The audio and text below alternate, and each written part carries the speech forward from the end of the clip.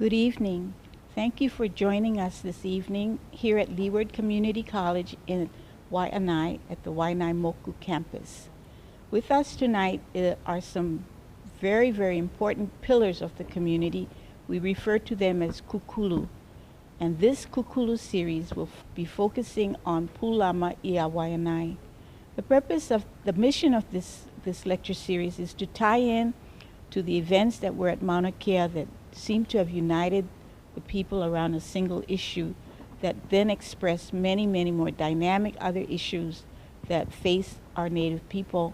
And so we were invited by the people in Hilo to host a photo exhibit of the events that took place on Mauna Wakea. And to open our event tonight, we're going to hear from Ahupua case, one of the petitioners in the challenge against the university, greet us. And then the rest of the evening we'll spend listening to kūkulu leaders in the Waiʻanae community who focus their attention on issues that rose up in the past and are still present with us today. And we're going to benefit from their experience and the wise direction that they can leave for the younger generation who will take over after us. So I'd like to now turn over to my partner, Kapua Kamai, who will introduce Ahupua.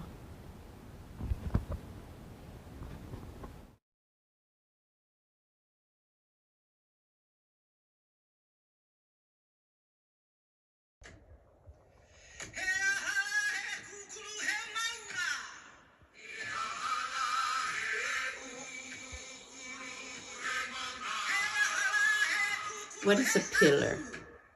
A pillar is a mountain. What is a pillar? A pillar is an altar. What is a pillar? A pillar is a rock. What is a pillar? A pillar is a kanaka, kako no, all of us. Aloha kako, welcome to Kūkulu, a tribute to the pillars of Mauna and Wai.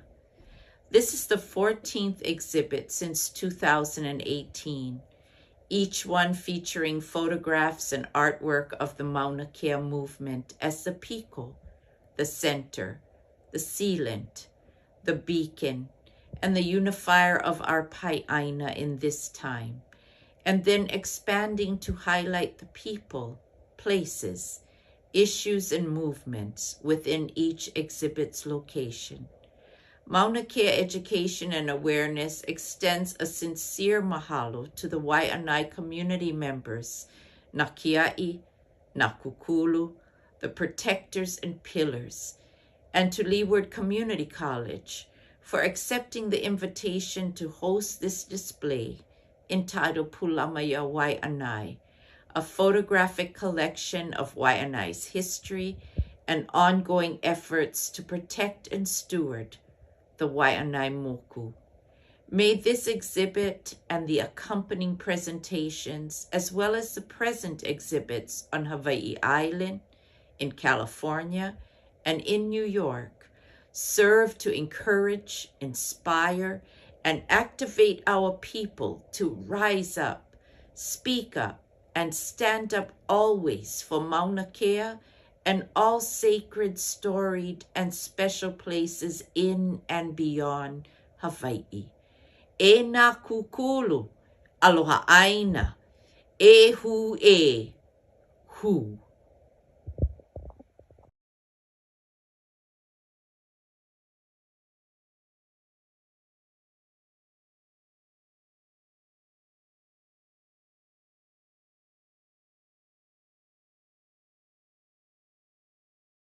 Pua, aloha anake, mahalo no kou mana'o, e pili ana no i ka Mauna a Wākea i na po'e o Hawaii. We're here tonight at LCC, the Moku of Waiʻanae, and we're very honored to have with us pillars of the community that are going to introduce themselves, and we're going to have a discussion about what has occurred, the history, because you can't know where you're going if you don't know where you've come from.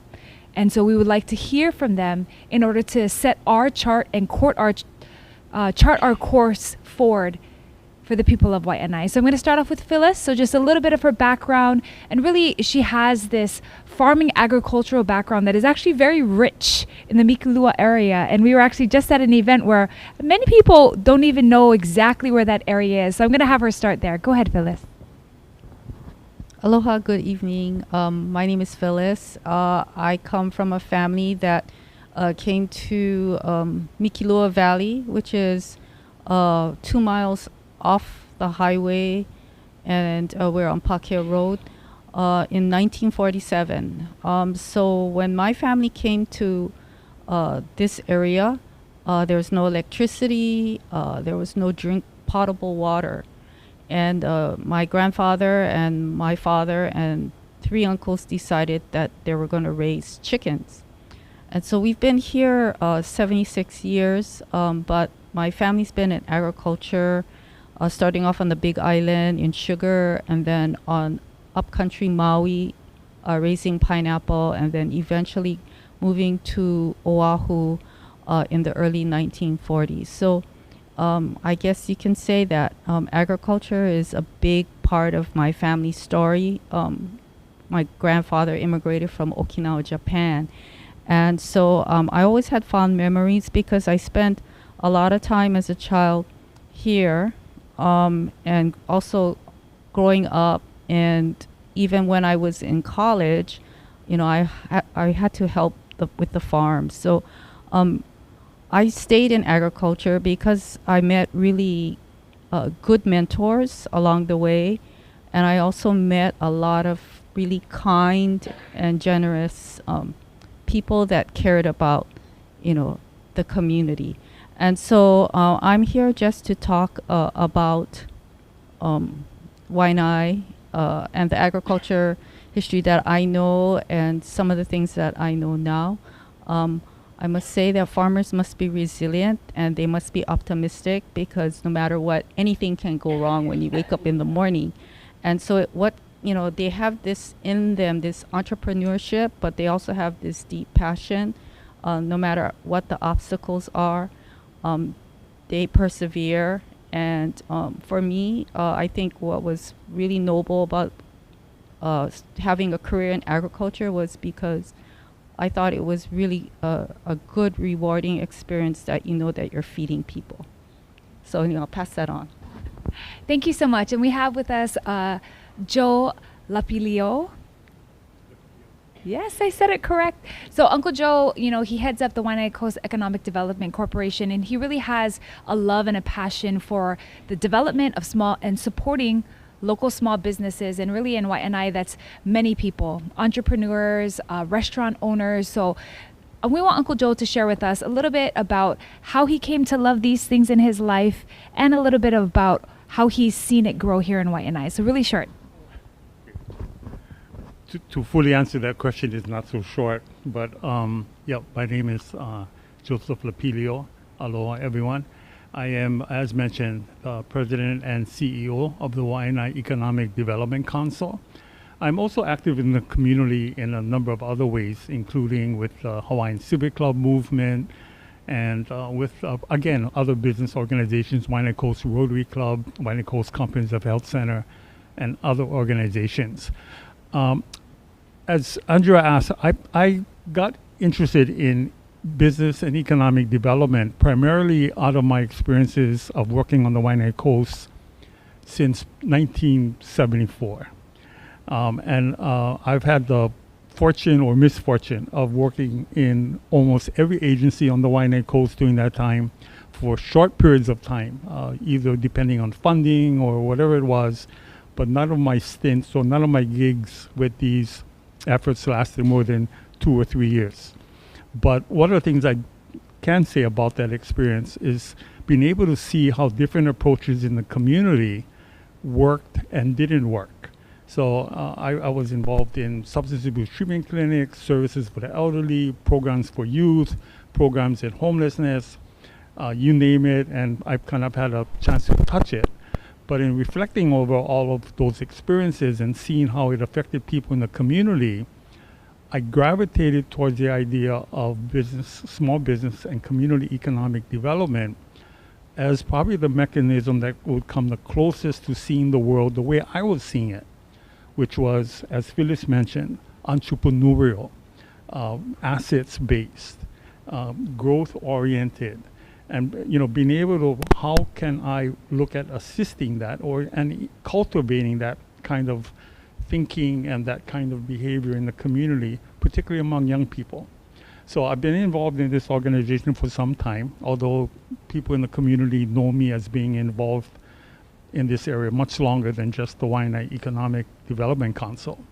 And just real quick, WEDC, as we call it, is a community development corporation, and we are what is called an emerging native community development financial institution, or a native CDFI.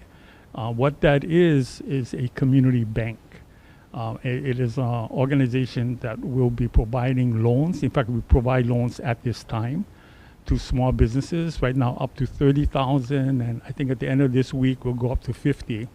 But we have loans for small businesses to help people get off the ground, as well as business training and other kind of support. I know we have time to talk more about these things later, so I'll turn it back over to Andrea. That was wonderful. Honestly, we're going to dive more into that, and it's nice to hear that you guys have this entrepreneurial tie between the two of our first panelists. So next we have Professor and Dr. Kyle Kajihiro. He works at University of Hawaii at Manoa. He has a PhD in geography and in the environment. So we're looking forward to his thoughts, not just on the environment, but how our large land spaces and the militarization of those have kind of affected our people. So why don't you tell us your background and kind of what brings you here today? Aloha mai kākou. Thank you for having me out here. My name is Kyle Kajihiro. As Andrea said, I'm assistant professor at the University of Hawaii, actually in ethnic studies. My degree is in geography. And I'm also involved in Hawaii Peace and Justice, which is a community organization that works on various issues related to Native Hawaiian land rights, peace and social justice, and addressing the impacts of militarization. Before that, our organization used to be the American Friends Service Committee. So that's my tie into Waiʻanae, because I have to confess, I'm a Tauni. I live in Mo'iliili. So maybe I can qualify as an honorary Waiʻanae Kūkulu, hopefully, if I'm good enough. But I really love Waiʻanae. I think there's so much heart in this community. There's so much potential. There's so much creativity. And so this is really a place that could show the rest of Hawaii how to make things happen for better futures for all of us. So I'll stop there and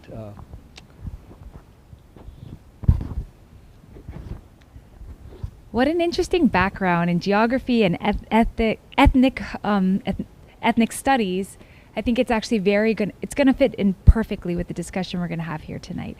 So Cynthia Resentes, our last panelist of tonight, she has served in multiple capacities as a board member on Kealoha West, a neighborhood board member. She has run for office. She's helped on many advisory committees and most recently served a very pivotal position for our community on the landfill site selection committee.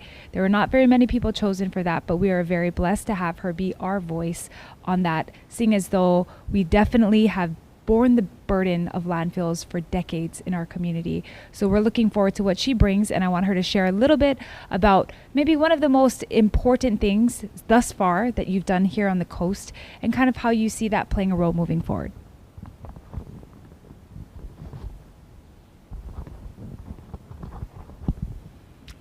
Aloha. I just want to give a little bit of background of myself, if I might. As with Phyllis, my parents came out here in the 1930s and in 1941. So we've been here for a while on the Waiʻanae coast. I wanted to talk about that a little bit because that sets a tone for what I grew up in Waiʻanae. At the time that I was growing up here, we were a population of 5,000 to 10,000 people. We're now a population at between 50 and 55,000 people. So I've seen tremendous changes over the years. I was lucky enough to be able to go away and get my master's degree in electrical and electronics engineering and work in corporate America for a number of years before coming home. And one of my goals in coming back to Waiʻanae was to try to not necessarily stop development, but to recall what it was like in a quieter, simpler time of life out on the Waiʻanae coast. And part of that is what drives me to fight things like landfills in our community, to fight things like massive industrial parks in the community. And I think with my background as an engineer, with that methodological manner of thinking, along with trying to address various issues, that has helped me to try to be an advocate for the community to prevent us from continuing further dumping grounds for the Waiʻanae coast. To me, I think that's very important. There are things that we don't have any longer because of the significant changes that we have out here. And I think that's the thing that some of us are missing. It's not just those of us who are older, but I think even our kids are missing out on a lot of the things that we were able to do. And I want to bring a smattering of that back, if at all possible. And that's why I continue to do the fights that I do with, again, landfills, industrial parks, people trying to come in and overbuild in the area, although I do know we need housing, but we don't need 500 units on 4 acres of land, which is one of the things that we've heard bantered around, which I'm glad to hear is probably not going to happen. But to make sure that we continue to have that connection to this beautiful coastline. And it really is a hidden gem. And that's what continues to drive me. Thank you.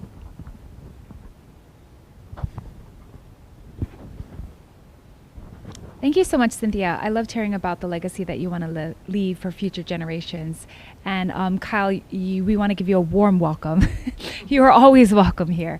So thank you for bringing your expertise here tonight. So I'm just going to play off of something Cynthia just said. She actually said, I want to bring back things that kids and children in this generation are missing. So my question to you, Phyllis, is agriculturally, what has gone away that used to be here?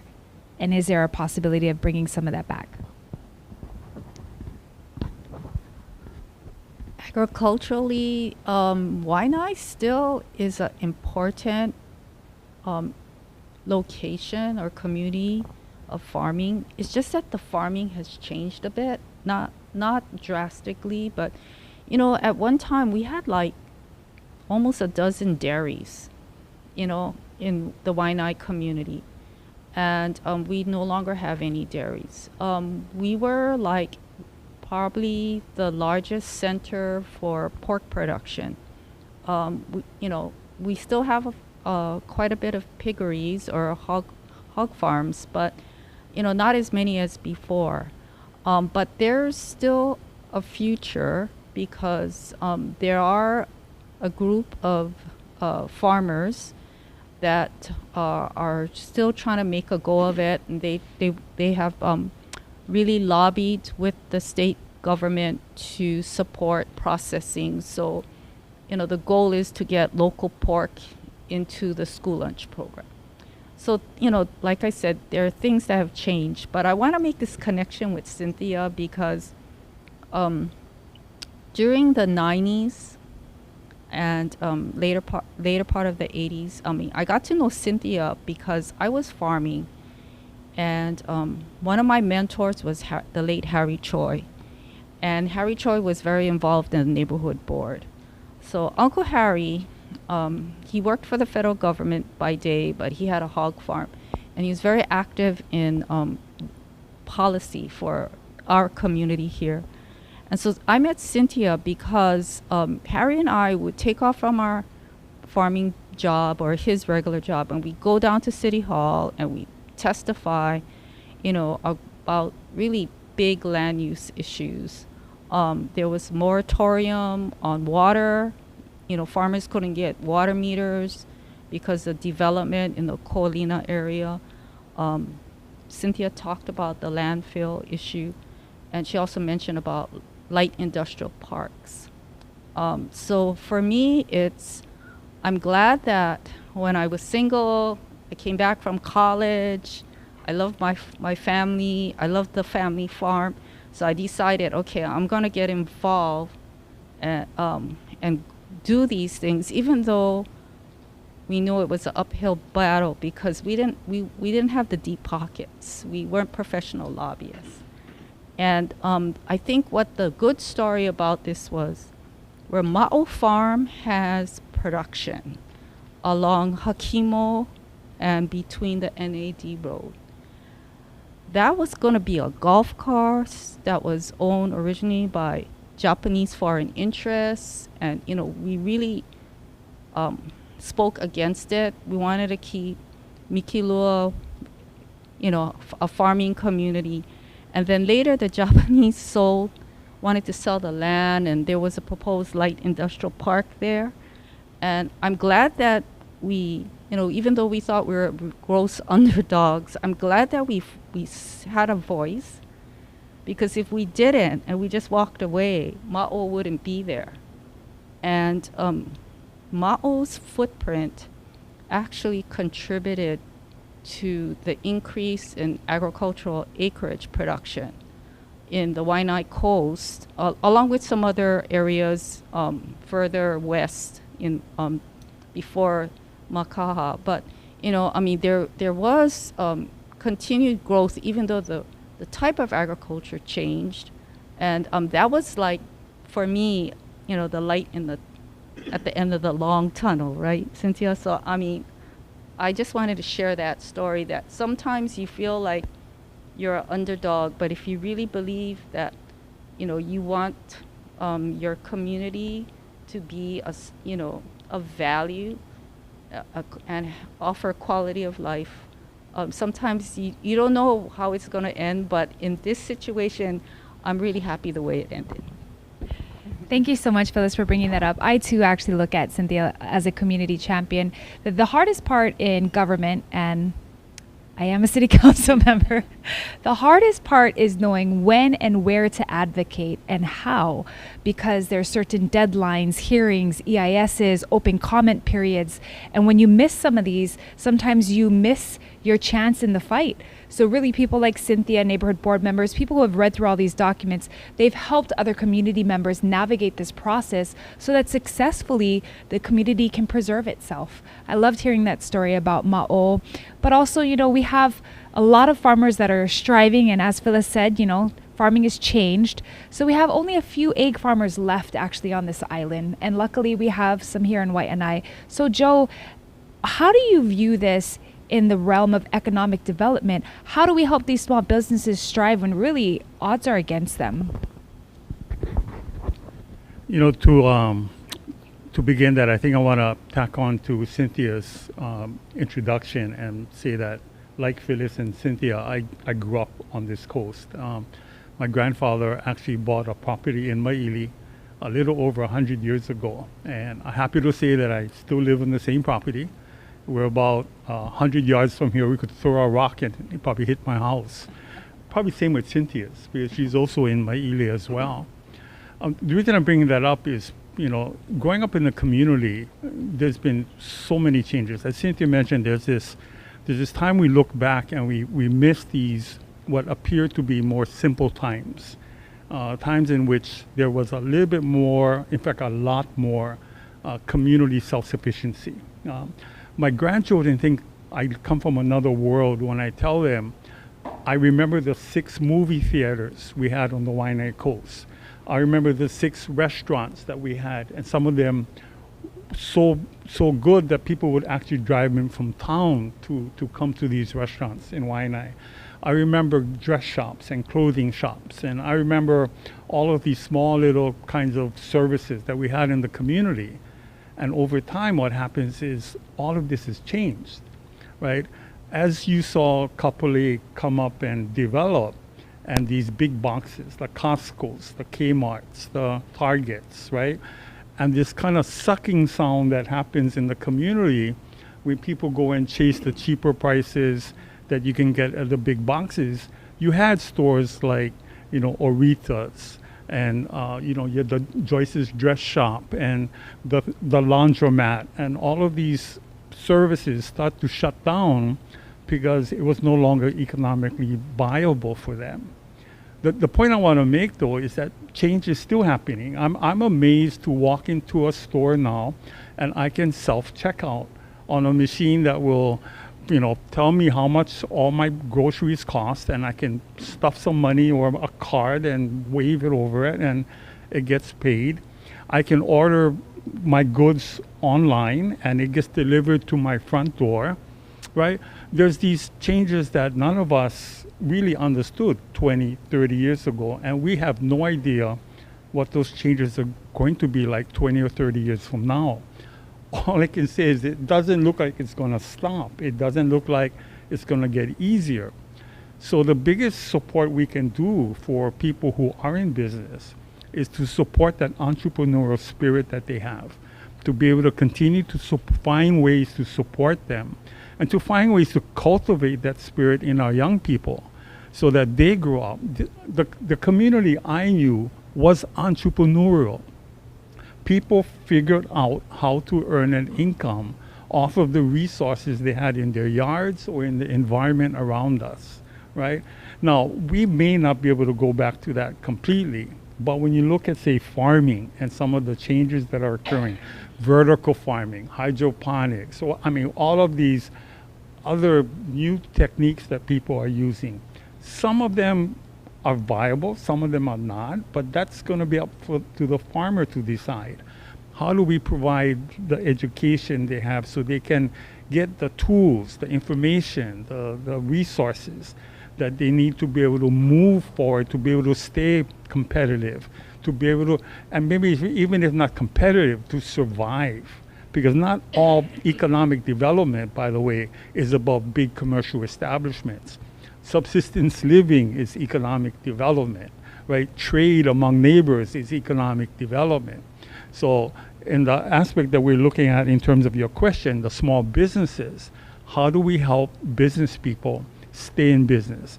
How do we help people who are thinking about going into business to get into business? And how do we help young children with bright eyes who are thinking about all the wonderful things they can do when they grow up to become entrepreneurs and to be able to be business people themselves? I love that, because I know that the next series for this particular LCC panel is going to talk about the next generation. And so, Uncle Joe brings up a lot of good points. Is we need to make that decision personally to support local.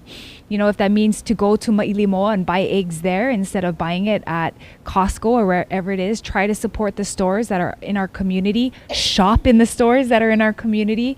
And so I think those are all wonderful things and good memories. And I'm going to pivot a little bit because there have been some memories that have been painful in the community, specifically with some of the areas that have been run by the military groups. And when I say painful, I mean we went from everything from live firing to controlled burns to whether or not we would get some of those lands back, radio towers, and, to kind of clarify, some of those times are coming to an end. There's an open comment period right now for Makua Valley, Puamoho, and the Kahuku training facility on whether or not we should continue the model they're doing now or whether it should be more of a community management model.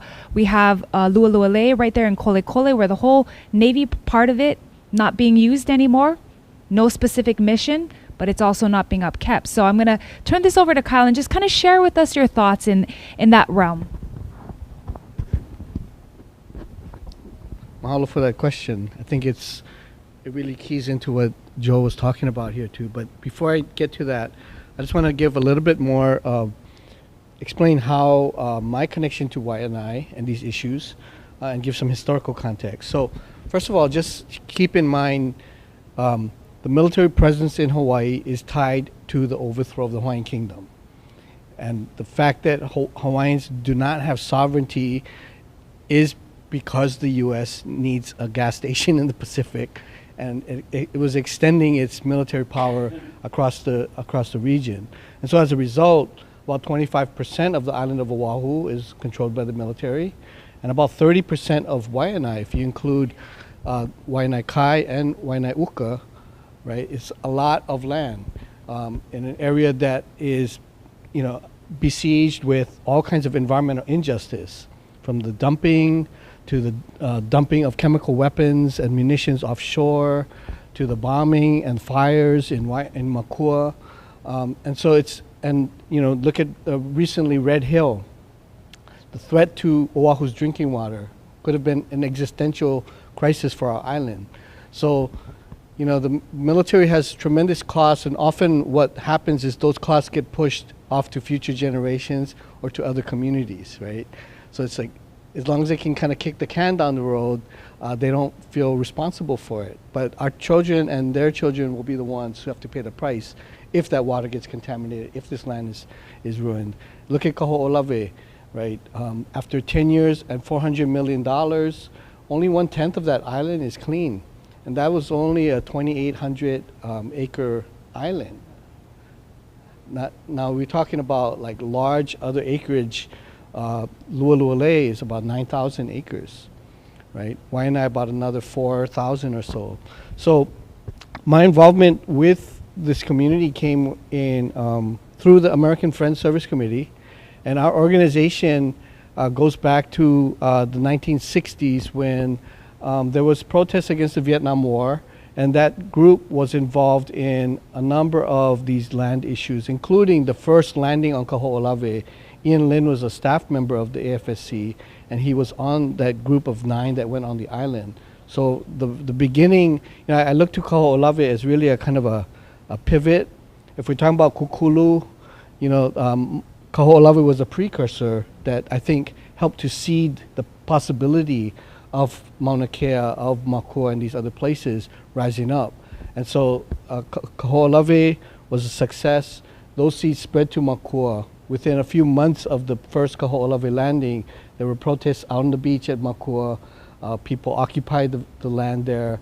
And so we've been continuing on. And when I came on the staff of AFSC in 1996, Makua was the main area that we were working on. And since then, we've been able to, working with Malama Makua, stop the live fire training. Now it's going to be 20 years in 2024, right?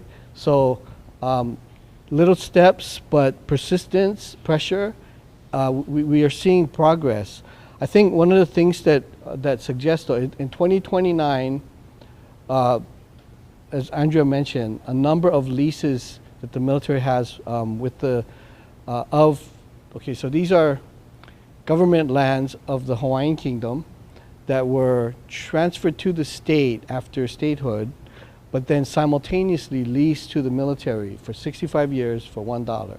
So we're talking about 40,000 acres overall, a large chunk at Pohakuloa, about 800 acres in the lower part of Makua Valley, a couple thousand acres in Po'amoho, Wahiawa area, and another couple parcels in Kahuku. Those leases expire in 2029. And the Army is undergoing a process of doing environmental impact statements where they want to get new leases. They can't, these leases are non-renewable. They expire. And so now they have to negotiate something else with the state. So we have an opportunity to get land back. Very rare that we have this kind of opportunity. And of course, some places like Makua may have hazards, but we could also look at that as an opportunity to develop new skill sets in the workforce. Cleaning up the environment is going to be something we have to do for a long time. If we look at the crisis in the planet, right, these are skills that could be transferable if there was an investment in the development of that kind of workforce and that kind of knowledge and skill set.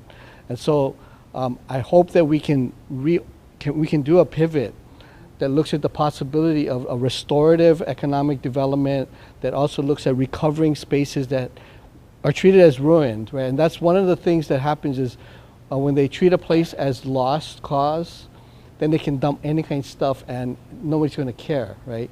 So Waiʻanae gets treated like that. Kaho'olawe was treated like that. But look at what has happened. Kaho'olawe has become a piko for Hawaiian sovereignty, of cultural resurgence. Waiʻanae is also a piko in that way too, I think, that can help to re-energize the community and can actually help teach the rest of Hawaii and the rest of the world how we should live, you know, in a more harmonious way. So I think we see some potential. And also, if we're looking at Lualualei, some of the best soils on the island are in that valley, right? If we look at the kind of productivity in the existing farms, what can we do with 8,000 or 9,000 more acres, you know, turned into more productive use? So yeah, I really hope that this conversation and the conversations continue in the community start to build a really community-driven vision for Waiʻanae. Thank you. That was beautiful, Kyle. I actually could kind of envision what it could be like if these things happen. It mattered so much to me that I did reach out to the governor and to our current congresswoman to come and see Makua, because even though it's 2029, that's going to come like this. And I don't want that to be the time when people try to determine, should we have a community management model? I need that, that decision, which is going to be a huge decision, to happen slowly over these next couple years. And I always feel like you can't make decisions about places you've never walked in.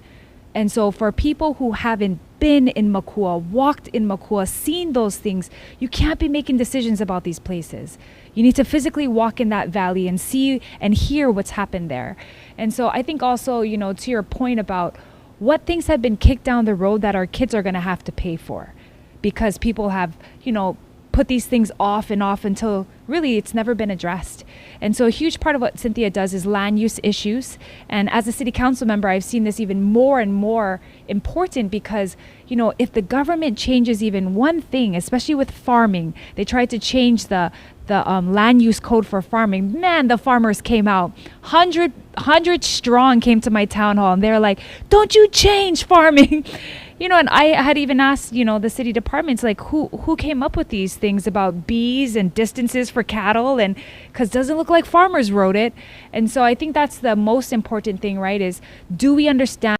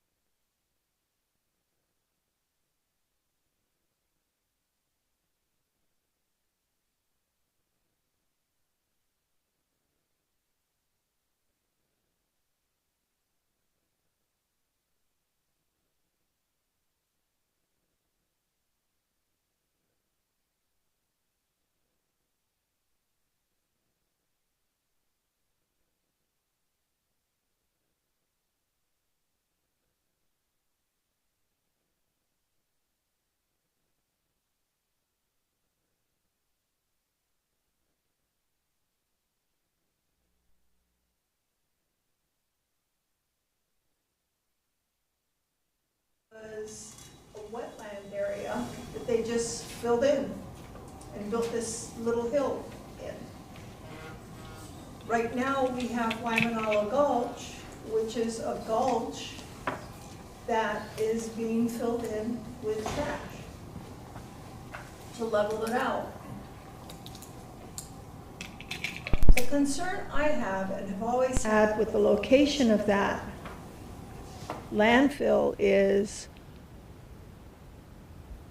whether or not it's stable enough with what we put at the front end of it, the toe of it, if you will, to make sure that the tons of stuff behind it is going to stay put.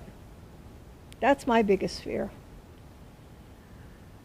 is the geological impact of an earthquake, a tsunami, whatever you have on that front portion of the landfill, and whether or not that thing is going to slide off and we're all going to be blocked off. I've been fighting since 1998 to try to get that particular landfill closed. We've had at least 3 to 4 commitments, absolute commitments by various mayors. It will close on this date. It's still open. It's still open.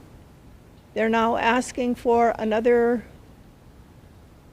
year from now, another year and a half, to make a decision on where the next landfill will be sited, because they missed their December 2022 date of selecting another landfill site on this island.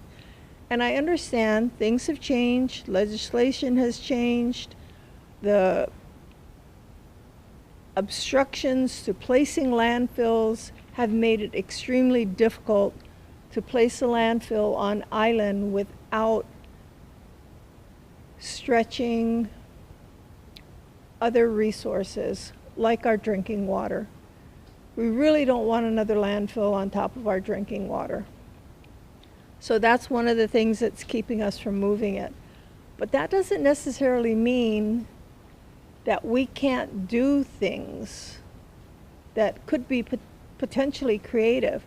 Take the inert materials and you can put it over a drinking water aquifer.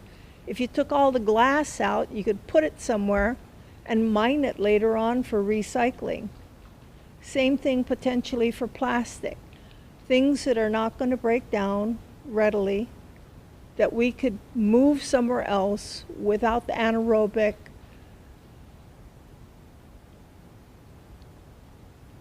destruction of the materials causing us additional problems with leachate and or methane gas or what have you. There are ways to do this. They're more expensive. They're more expensive. So in many people's mind, it just out in Waiʻanae, don't worry about it.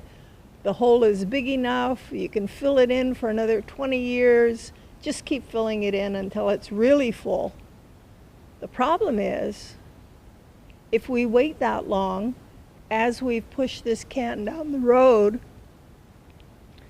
we're going to have even less alternatives in how to conscientiously manage our land to the best purposes that we can without compromising the health and safety of people.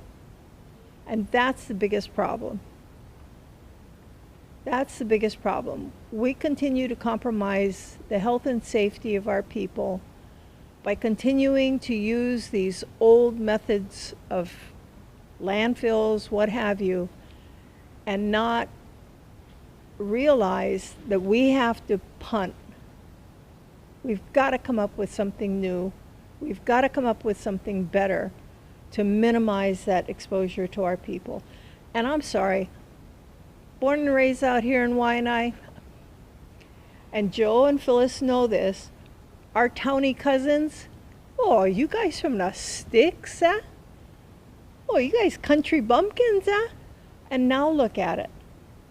They all want to use resources on our side of the island. it's about time they took responsibility for themselves.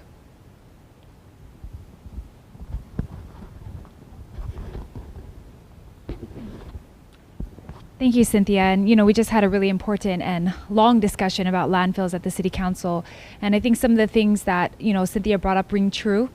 There is that order by the EPA because the Waimanalo Gulch did overflow into the ocean in 2011. The EPA did order it to shut down, and the State Land Commission did give them till 2028. But like many other issues, it could be that we're trying to solve it the same way. And as that quote goes, is like, you can't solve the problems of today using the mindset of yesterday. So in order for us to get to the place we need to remove the landfill out of our community, we can't look at it the same, like we're just picking it up and moving it somewhere else. We have to look at it with new eyes. How can we diversify this? How can every community bear its own weight? How can we do this in a way so that we're not looking at 20 acres, maybe something smaller? How can we, and the city is coming out with a contract to do composting with the green waste bins. So now they're gonna allow for food and other, things that really they have methane that come out from it when they're in the landfill to be put together with the green waste. And so I kind of want to segue, and this will be our last little round, to Phyllis, because I have a deep love for Wākea. I love cleaning the road and I love going back there. But when we talk about keeping things clean, and it was alluded to by Kyle, like maybe even deeper into Lualualei, there's some fertile grounds back there. How could we look at that differently, where we're like, hey, there is some spaces out here where we could utilize it better and maybe even keep the land that we have healthier? So what my former position, the state did do a GIS mapping of lands that are currently cultivated at that time. And there is work at the University Manoa to look at using GIS to identify soil suitability. And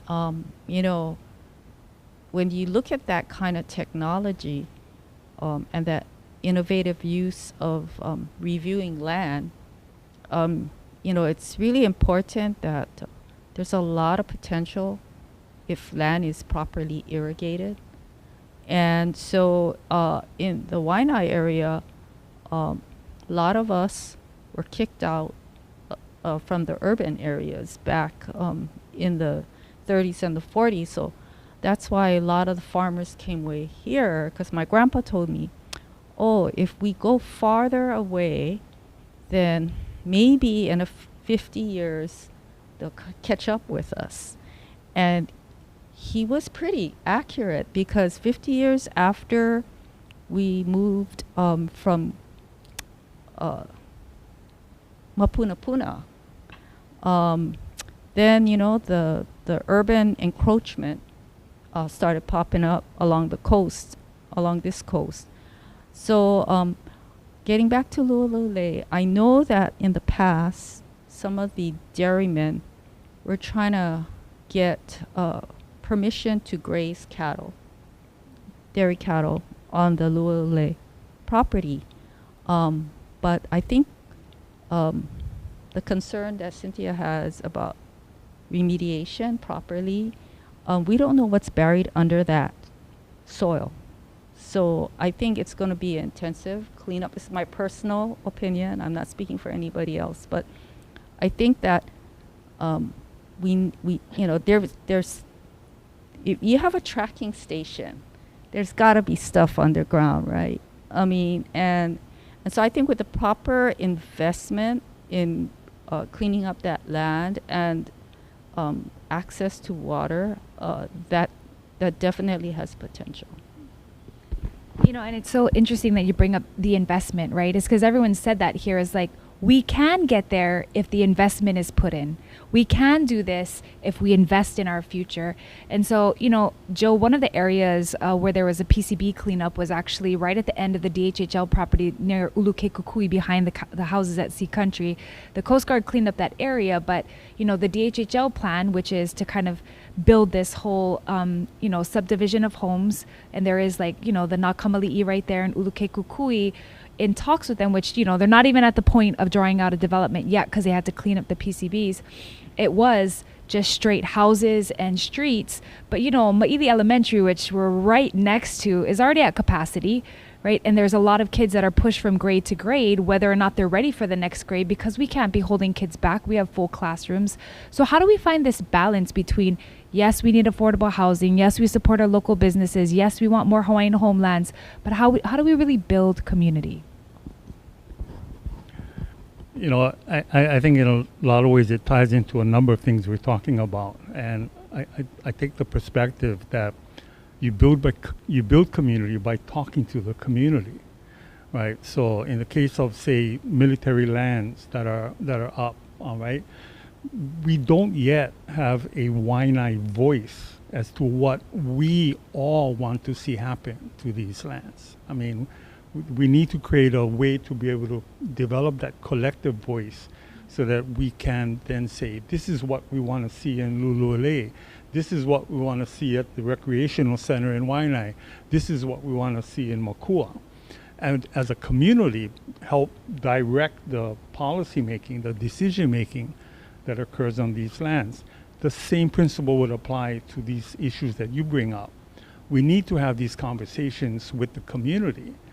So one of the things that we've done in Waiʻanae Economic Development Council is we really see ourselves as infrastructure. We're not so much looking at trying to develop specific projects, but what do we put in place that would allow, say, the community, business people, entrepreneurs to move forward. There's an organization that we formed called the Waiʻanae Moku Navigators, which is a 501c3, and it is a collection of about 40 different community organizations that it's a loose organization. We don't have a membership, but we get together, we work with each other, we convene summits, we have different conferences in the community. And it's a way to be able to bring the community in to say, what do we do about these issues?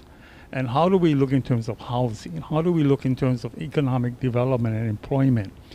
It's one thing to bring in all of those houses. It's another to determine how do we handle getting them in and out of Honolulu, where most of them are going to end up working. Right? How do we deal with all of the other pressures that will occur in the community? It doesn't mean we don't do it. It means we have to talk it through. When it comes to, say, with the, I was involved with Maili Elementary. Actually, I was on the neighborhood board when the whole area of Rosalani and Maili Kai came up, and that the 1,000 homes at Maili came up in that conversation. And at the time, what we did was we negotiated with the developer to look at a fund that would be set up at Maili Elementary to be able to support the school. And it was $1,000 per home. So it was money that was going to be going to the school. At the time, the thinking was that we could adjust with Maili Elementary. Now, depending on, again, the people that will move in when you develop the homes, how do we address that? How do we talk about it? But going with what you said, are we still looking at schools in the same way that we always have looked at schools? Is there a new way to think about education that maybe might provide a different model that doesn't require us to go building these campuses around the Waiʻanae coast every time we build homes? There might be something different for us to look at. So again, I want to leave that to open conversation so that other creativity can come into the room and be a part of that.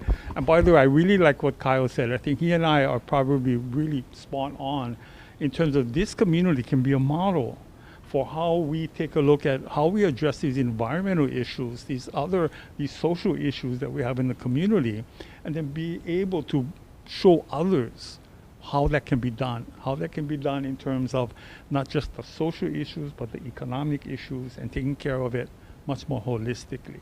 So, two things that came to mind while you were talking. One is when you said, how do we do this and that? And the word that I always listen for is the word "and," because the world we live in is like this or that. And we don't necessarily always have to give up something. You can do both concurrently, but you need to do it in a holistic way, right? You can do it in a comprehensive way where maybe the jobs, schooling, and housing is taken care of together without thinking of it compartmentalized. The second thing you brought up was about how do we articulate the community's voice for an area. And I'll bring up an example. You know, we did Cow Beach Park, a resolution about what we wanted to happen. And I just got tired of going back and forth in emails with the city. And pretty soon I said, you know, we should just write this in a resolution exactly what we want, from the size of the chains to the gate to the times the park should close to the number of, you know, park permits. And by actually codifying that, putting it out there, it was a much more clear way to communicate with the department. And we got all of the things we asked for. But I think to that point, there's many areas in this community, namely the military areas, where we need to have a unified voice on that. Has there been a clear resolution in Congress that the people of the Waiʻanae Coast feel this way about Lualea, this way about Makua Valley? And, you know, we did have Kaikahele kind of bring forward a Makua resolution and a thought, but I'm concerned that we have this window that's like right about to be in front of us, and we need to be ready to articulate very clearly what we want. So I'm just going to throw it back to Kyle, because two things I want you to talk about is not only those two areas, but you also said it's going to cost this much because, you know, this is how much it cost for Kaho'olawe, and it did this much of cleanup.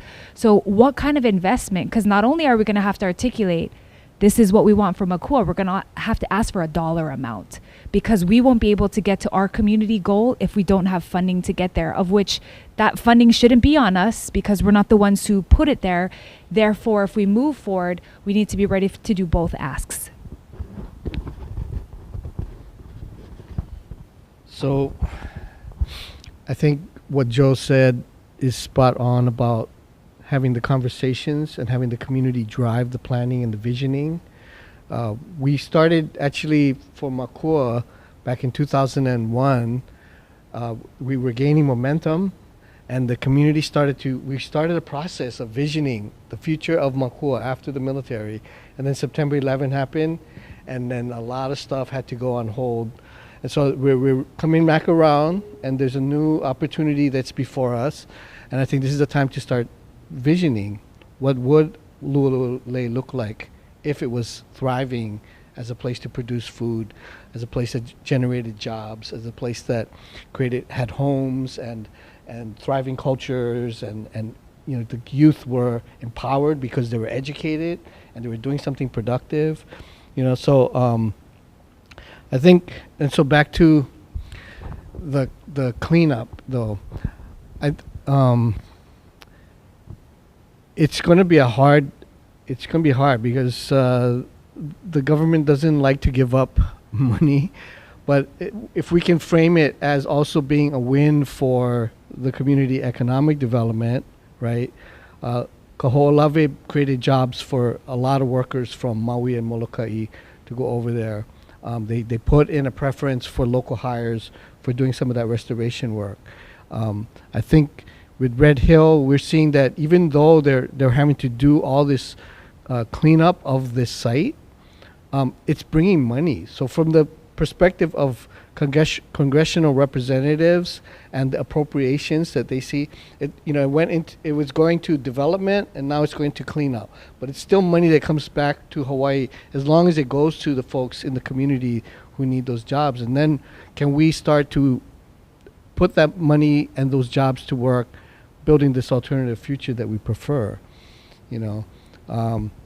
So yeah, I don't know the exact dollar amount. I don't think anyone can really know until we've had a chance to begin investigating that. And it may be one that has to be an iterative process. We won't know all at once.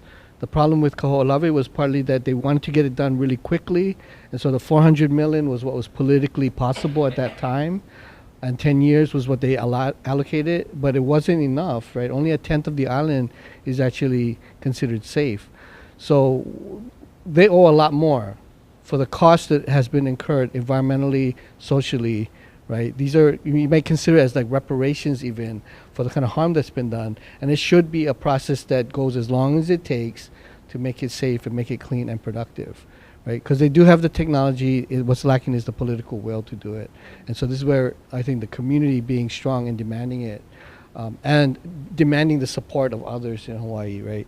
Towns should support Waiʻanae for bearing the burden of so much all these years. So, yeah, thank you. Well, I think at least we know a baseline. 400 million will not be enough.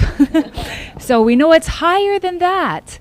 It's good for us to have these discussions. And I think, my last question for Cynthia is, because we didn't get to sit on that landfill site selection committee, and I was just, I watched some of it, but why don't you share some of the ideas? I'm guessing, with yourself and the others that were chosen, you guys must have brought forward a lot of good ideas. Now, whether or not the government could do it or fund it, whatever, we'll leave that out. But what were some of those ideas that you guys talked about in looking at this differently? Because it's not just about the landfill, it's about how do we do waste? Because, reduce, reuse, recycle is this like cool phrase, but do we do it well? Could we do it better?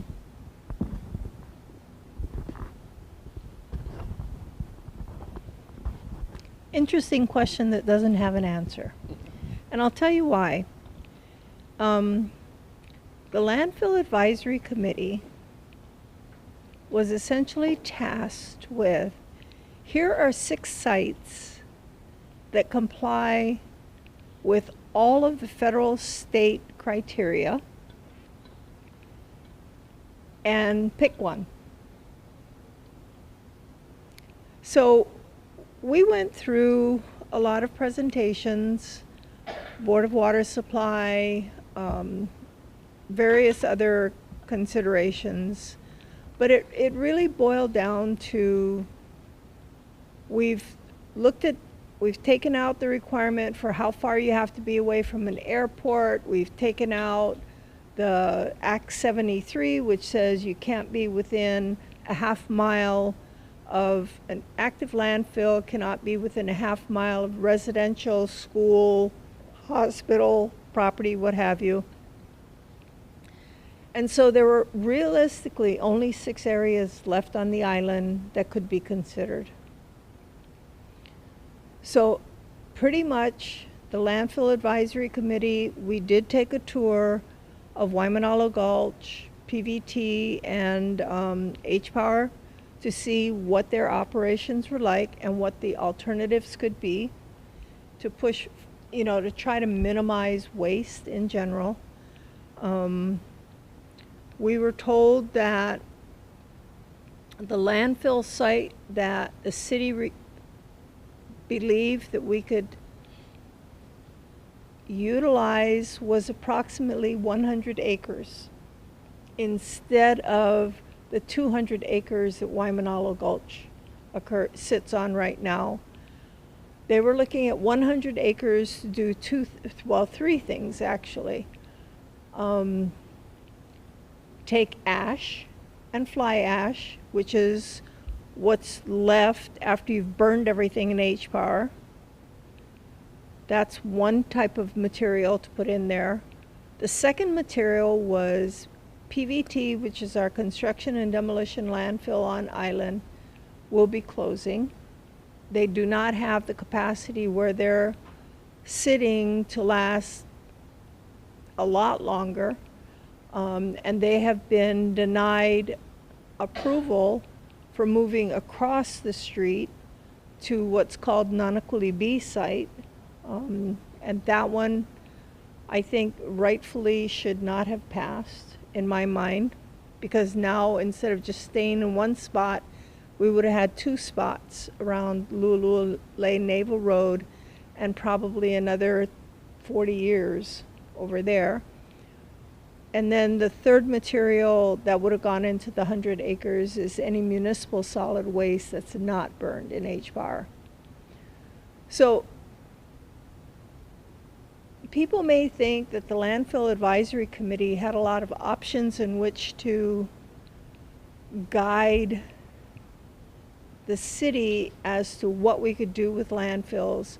The most we could do was talk about, have you looked at? There have been presentations done online about some of the techniques that are being used elsewhere in the world. Have you looked at that? And the response always was, yes, we're looking at that in parallel, but you have to select a site. You have to select from these 6 sites. The The Landfill Advisory Committee, after the Board of Water Supply presented their concerns about the locations, the concerns that occurred in the same time frame with the Red Hill fiasco, made everybody on the Landfill Advisory Committee very, very cautious about wanting to provide any landfill above any of our drinking water aquifers. So we all stated no. We would not recommend any one of the 6 locations, but we would rank them and we would leave it up to the mayor, because it was the mayor's decision to figure out what he was going to do with that information. And unfortunately, that's where we're at right now. So the mayor had approximately 5 or 6 months to make the decision before December 2022, did not, and instead requested a 2-year delay in providing a site to the Land Use Commission. My biggest concern there is the 2-year delay on selecting a landfill site is going to butt up against the 2028 date. The city is on record as saying that it takes anywhere from 7 to 10 plus years to get a new landfill site up and running once a decision is made. So if the decision doesn't occur until 2024, December, if you add 7 years to that, we're talking about going out into the 2031 timeframe. So I would like to say that we're trying to get them to look at new things, different opportunities in which to approach waste stream in general. But the committee was tasked with this very narrow, tell us which site it's going to be.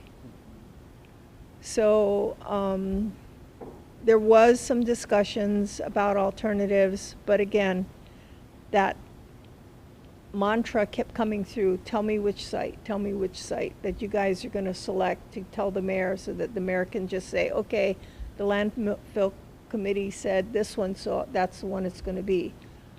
We couldn't in good conscience do that. Not at all. I mean, we live on the island. We drink out of the same water that everybody else drinks from. I don't want my water contaminated any more than anybody else would want it contaminated.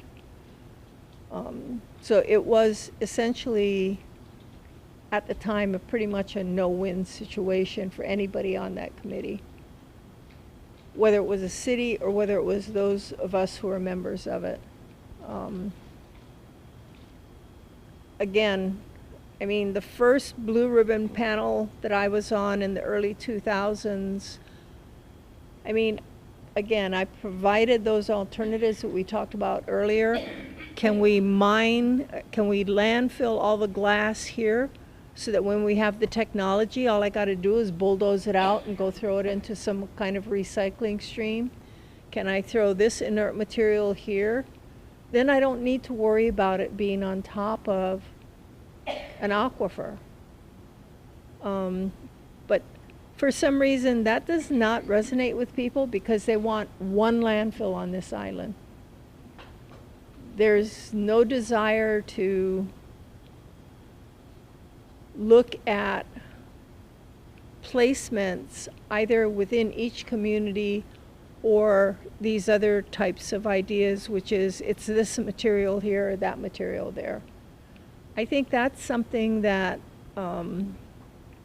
if we can get more people in the public to understand, to be able to advocate for their own positions regarding, okay, if you guys weren't able to do it this way, what about this? What about that? And again, as I said, technology is available around the world. Other people have to deal with their waste streams. They've come up with technology. They've come up with different ways to go about it. And as much as we recycle, because we do recycle a lot here, the stuff that's either going into H-Power or that's being recycled with the one-armed bandits, we are recycling a lot of stuff, but again, we still have a lot that's going into the landfill. And it's not going to go away 100%. So there needs to be out-of-the-box thinking on this one. And I know I was disappointed that we were just told, okay, here's your 6 sites, select one. I mean, pretty much. I mean, it wasn't that cut and dried, but bottom line, that's what we're pretty much doing.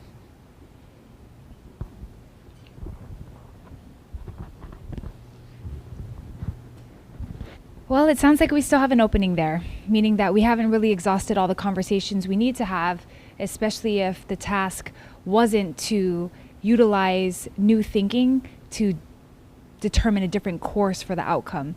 So I think that's something I'm going to try to restart, because I have asked the city ENV multiple times how well they've thought through each of those, of which they give me the same answers that Cynthia does. Yes, we're looking into that. So anyways, this is where we're going to put the 100 acres, which again, we're going back to, are we ever going to find those 100 acres anywhere that's going to be safe for our environment? So we got to wrap up tonight. We want to thank everyone for tuning in, and we definitely want to take any questions that people might have, and then we'll do our last thoughts. Go ahead, Auntie.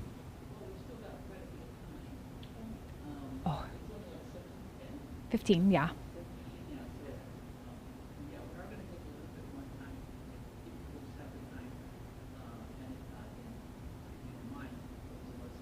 We do have time, we'll continue on. But so I'm really glad. I think I got questions for all of you, so I'll just pop them and then you folks can you know, respond. Or so like for Cynthia, you know, you shared about how 100 acres, and that how government only wants one position, but how much of that government actually lives in Waiʻanae? You know, so I'm an advocate for, you make it, you keep it, decentralize it. Because maybe we don't have that 100 acres, we definitely don't have that 250 acres, 1,000 acres. So why don't we decentralize and do it by the 5, the 6 moku that we have? You know, do it yourself. So it's gonna cost more, it's gonna cost more. Oh, but then we also have the water, aquifer, right? But then if they're smaller, they can also do better taking care of it. Okay, so I'm going to let you go ahead and address all of those. Kyle, you know, speaking to our militarization, maybe you could speak to the map that's behind you to share about how much, you know, of the military lands is in our Waiʻanae moku. We have Waiʻanae Kai and Waiʻanae Uka. That some people don't realize that Waiʻanae moku actually goes up and over the Waiʻanae mountain range and actually touches the Ko'olau mountain range. So you could speak to that, and even to the demilitarization effort that we supported, a decade ago. And, you know, we think they ought to, you know, downsize in areas, because they don't need everything that they've always said that they needed. I mean, let's look at Kaho'olawe. Let's look at, you know, Makua. No live fire, 19 years and going. So do we really need all of that? I mean, there's also the conversation about warfare changing. You know, does it have to be as destructive? I mean, so the sad thing is that it kind of leads to chemical warfare, which is terrible. Any warfare in itself is terrible. But perhaps there's other ways that they're doing it. I mean, electronically hacking. That's a major warfare that, you know, we're all worried about primarily when it comes to our finances. And Joe, you know, I mean, thank you so much, because it's not just about development, you know, it's also about economic opportunity. So I always tell my babies, if you can think of some niche that you can do from your house or closer to home and be your own boss, you know, that's always the best, because already, being 60 plus, kind of late, but never too late to help the next person. You know, and to me, I think that's what Waiʻanae is good about, helping each other. Yeah, and so for Phyllis, you know, I'm glad to hear you say that, you know, we still have opportunities out here, you know, for agriculture type businesses for our farms.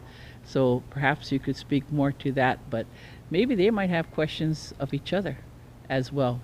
If you guys don't mind, we could take a little bit more time.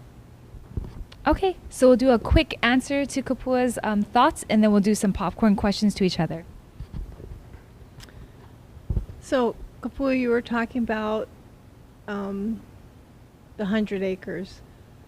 The 100 acres, I believe, for whichever governmental agency is going to be involved, is easier than doing multiple smaller areas around the island. But beyond that, you still are constrained by the federal and state parameters. So the federal and state parameters showed 6 locations that were potential areas that you could place a landfill. But the problem was it's over drinking water aquifers. So even if you did smaller pieces, I don't know that we would have enough land that could still meet all of the criteria in each of the moku. So like in Waiʻanae, definitely, yeah, we can probably do it, but that means we either got to put stuff in Makua or Kēia or somewhere down there, or up in Lualualei, or, you know, because again, you need to take into consideration the drinking water aquifers. And it has to be at least a half-mile away from residential, schools, hospitals, what have you. So that's the difficulty with the laws that we have on the books today. And right, wrong, or indifferent, the one law that took us over the tipping point was Act 73, which was perfectly well-intentioned, but it put that half-mile limit into play. I think without that half-mile limit into play, near to a residential hospital or whatever, there may be other sites that might have popped up. But when you throw that into the mix, that really sucked up a lot of the different areas. The one thing I know that is being talked about is whether or not other locations could be made available if, and I know these are fighting words, if by eminent domain certain lands were condemned that people own to open up other areas. And that's one that, I mean, I know for myself, I'm not about ready to go talk to my neighbor and say, oh, by the way, if I take your property, I can put a landfill there. No, that's not going to be me. I can tell you that much. So I'll go ahead and let Kyle go. I forgot about the map. So, yeah, thanks, Lucy, for finding this again. This map was from, what year was that? About 2008, 9, something like that? 7. We had an intern at the AFSC from the School of Social Work, and part of her research project was to investigate environmental justice hotspots in Waiʻanae. We were trying to get data on incidents of cancer, asthma, birth defects, heart disease, neurobehavioral incidents. It was really hard to find geographic data. They didn't want to give us numbers that were aggregated by zip code. And the only one that was really clear was asthma. There were concentrations of asthma in the just downwind of the Lualua, the PVT in that area. So landfill. But what this map shows is we were just sort of coloring in where the military lands were, which are in red, where former military lands were in yellow, areas that I guess we lost some of the other green, areas that were industrial, and then one of the sites that we were concerned about was the so-called purple spot in Lualua, which was proposed to be turned into an industrial park, and the community, including the concerned elders of Waiʻanae, were organizing to stop that, Kēia and other groups, and we were successful. And now Ma'o has that land and is starting to farm it, so it is possible. Right? I guess that was one thing. And I guess one other thought I had just to kind of piggyback on Cynthia and the need to think differently about waste is like we don't sort like a lot of our stuff, I think, in Hawaii in the ways that they do in places like Japan and all that. But when if anyone spent time at the Mauna, at the Pu'uhuluhulu, everything was like you have to even save your wastewater because you couldn't like dump it on the ground. So we had to be really mindful of all the waste we were producing and making sure we packed it out of there. And like if we can cultivate that kind of care, you know, in our daily lives, right? Because I think one thing that Pu'uhuluhulu showed us is a little glimpse of the kind of future that we could have if we cared for each other in that way, cared for people, cared for the aina, built community intentionally. That was a taste of something that was possible. So I hope that we can bring that kind of spirit back to a place like Waiʻanae, a place like Hawaii as a whole, you know, to think about how do we make it a kipuka for that kind of care that we need, right? And can we, you know, separate the materials to maybe even vitrify ash within glass or something like that to make it inert so it's not going to be a threat to our environment or things like that. How do we invest in that? Because it's the cheap solutions are usually the worst ones. So. Okay, just a quick note on this map. A suggestion that you might want to look at a partnership with Waiʻanae Coast Comprehensive Health Center. The technology exists and the data exists, and they have the sufficient number of patients from the Waiʻanae Coast where they could actually do a GIS and look in terms of all these health indicators you have and pull out the addresses of these patients and then be able to dot it on your map so you can look at these clusters. So just kind of a way to maybe update this map. The only thing is we're going to run into trouble with purpose. Yeah. Oh, no, because you're not looking at names. You're just looking at these cluster points. But, you know, I mean, again, can open the conversation and see what happens. But I think that kind of, having that analysis is important. Yeah. So I want to touch a little bit on Cynthia's point, because I also had the fortune or misfortune of being on one of those task forces for the mayor when Caldwell was mayor. And I remember in our conversations, one of the issues that came up because, you know, to be honest with you, I went there with every intent to prevent a landfill from ever getting onto the Waiʻanae coast. And the stance we took was an environmental justice stance, was that this community had already done enough and that anything else would have been an injustice to the community.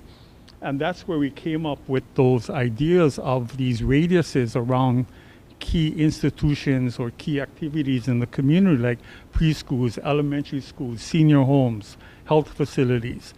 Ultimately, what happened when we did that around everything in the community that served the community, children, elders, whatever, there was no space on the Waiʻanae coast for you to put a landfill. And I remember with that particular task force, we had a recommendation. And the recommendation was given to the mayor, and it never went anywhere, because it was a recommendation that, you know, clearly another community would not have liked it. Which takes me to the other point, which is we don't really want to shove this on anybody else either. But my suggestion is, I think one path we could look is to change the way we call things. It's not waste. It's not trash, right? It's not rubbish. It's a resource. And we have to, if we can start to look at it, exactly what Cynthia is saying is how do we rethink what we do with what we collect? And how do we be able to repurpose it, reuse it, to be able to do something different? That will form the technologies and the policies and the programs that we have to move things in that direction. It's not going to be easy, but other cities, other countries have figured it out. And I think it's simply a matter of us saying, no, we're not going to put another landfill somewhere else. We're going to have to figure it out. And I think we can. Okay. Okay. So it's 7:30, I think. So my closing remarks is, if you want to support the agricultural history of Waiʻanae, then consumption drives demand. So buy Waiʻanae, buy local, and you know, if you have an opportunity to support any local farmers markets, and if you go to the locally owned stores here that are not farmers market, but if you would think of it as investing in your community by buying local, which is more expensive than mainland, then you know, you never know, because the Ma'o story tells you, you never know. I mean, if you give away ag land, in 15 years you might need it. You know, and we're so food insecure, Waiʻanae can really, really make a difference. Thank you. Love those thoughts, you know, and a lot of what Ma'o and Ka'ala Farms talks about is us being a food basket, but at the same time a food desert, you know, because a lot of those foods that are really nutritious and healthy for us leave our community and go to places where they're sold, and we need more of our own people consuming those foods that are actually grown here for us. You know, and there is actually many studies that show that when you eat food from the places that you live, that your health is better. And so I think, you know, many of the topics that were drawn in today, the main idea for this next panel coming up for this series is, you know, how do we pave the way for future generations? So I hope tonight people were able to take away some of these lessons learned, because we can't progress without learning from the past, and we can't progress without evaluating the past, studying the past, charting the past, you know, making it into a visual representation of where we want to go. So I'm grateful, you know, because I actually heard a lot of stuff here today that I didn't necessarily know or put together. And I think it's important that even as a policy decision maker, that I'm always open to these ideas and thoughts so that I can kind of shape my direction moving forward. And I'm grateful. I'm very grateful that, you know, the Waiʻanae Coast has trusted me for almost 10 years representing, whether on the state side or the city side. It's a privilege, but it's also a responsibility, you know, because we're responsible for the decisions we make and the course that we chart. So we want to thank everyone, especially LCC, for hosting us here tonight. We want to thank Lucy. Thank you very much. And I'll pass it on over to her. Thank you, Andrea, for a wonderful job. And panelists, for linking all of your thoughts. So as I sat out there, it didn't seem disjointed. It was like, wow, this all came together. And you know, some of the things you mentioned in closing about the things we can look forward to, it kind of like, it's like almost serendipity here, because when I'm looking at the program, what's upcoming is we're going to be dealing with some water issues. And I know from the farming point of view, the 3-inch water pipe, we don't have it yet, yeah? Yeah, so without water, even the desert won't grow.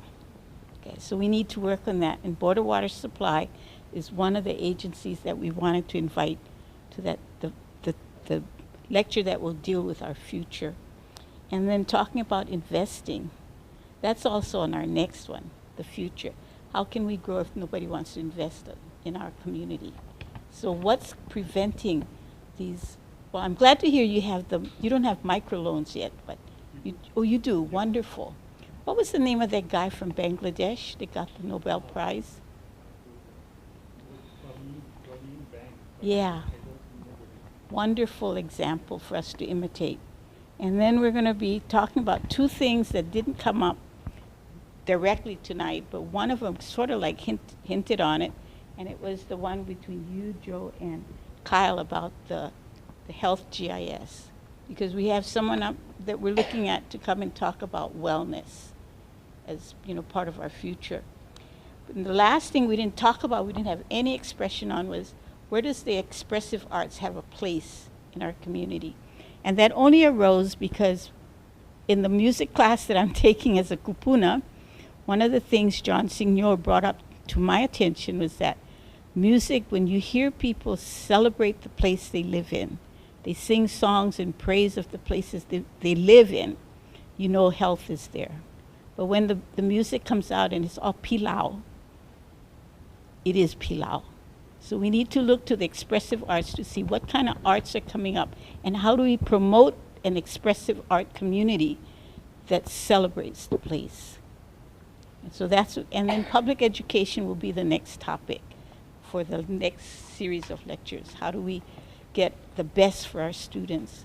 So we saw tonight that we need the resources, we need the skills, and if we got those things, we won't get frustrated. We'll have an idea where we're going to go. As Andrea said, you can't go there if you don't know where the hell you came from. You know, so it all ties together. I'm just thankful that we were able to do these presentations and to invite you people to share what you've experienced with us. And because it's being recorded, it's data for the community that we can go back to and rehear the thoughts in case some of us weren't here, especially our young people. They're all either in class or they're at home doing homework, I hope. So thank you, and especially Andrea, thank you so much for your help. Good night, everybody.